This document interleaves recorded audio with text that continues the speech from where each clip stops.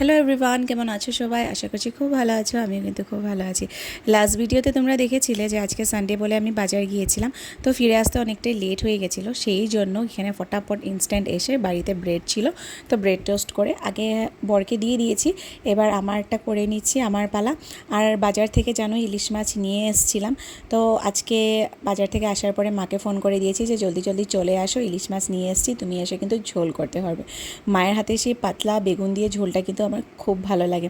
Normally ভাপাটাও ভালো লাগে, but still বেশি প্রেফারেবল ওই পাতলা করে বেগুন দিয়ে ঝোল। তো যাই হোক, এদিকে আমি ব্রেড টোস্ট করছিলাম আর ওদিকে কিন্তু কলিং বেলও বেজে গেছে, মা চলে এসছে। আর ব্রেড টোস্ট করে যে ডিমটা বেঁচে গেছিলো সেটা দিয়ে আমি একটু ঝটপট করে অমলেট করে নিয়েছি। এই বেঁচে যাওয়া ডিমটা দিয়ে অমলেটটা কিন্তু সত্যি ভালো লাগে। তো এই যে দেখো মা চলে আসলো। মা তো মানে এসেই একদম পুরো কাজে লেগে পড়েছে, কাজে লেগে আমাকে এদিকে সব কিছু রান্নাবান্না কমপ্লিট করে দিয়েছে।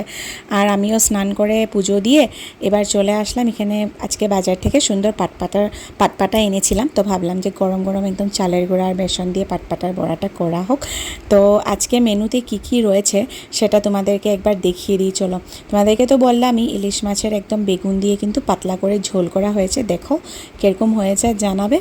আমার তো খুব দারুণ লাগে, তোমাদের কাদের কাদের এই পাতলা ঝোলটা খেতে ভালো লাগে বলবে। আর সঙ্গে কিন্তু এখানে মাছের তেল, আমি যেহেতু খেতে ভালোবাসি, মা একদম বেগুন দিয়ে এখানে আমাকে করে দিয়েছে ঝাল ঝাল করে। আর সঙ্গে রয়েছে কিন্তু চালতার ডাল আর বড়া তো আমরা করছি। তো আজকের লাঞ্চের মেনুটা কিন্তু জাস্ট ফাটাফাটি হয়েছে। তো এই যে দেখো বসে পড়েছি কিন্তু লাঞ্চ করতে, মাকেও দিয়ে দিয়েছি, বরকেও দিয়ে দিয়েছি, এবার আমি বসে পড়বো। আর সঙ্গে কিন্তু আজকে লাঞ্চের মেনুর সঙ্গে এদিকে টিভিতে কিন্তু গোপাল ভাঁড়ের এপিসোড চলছে।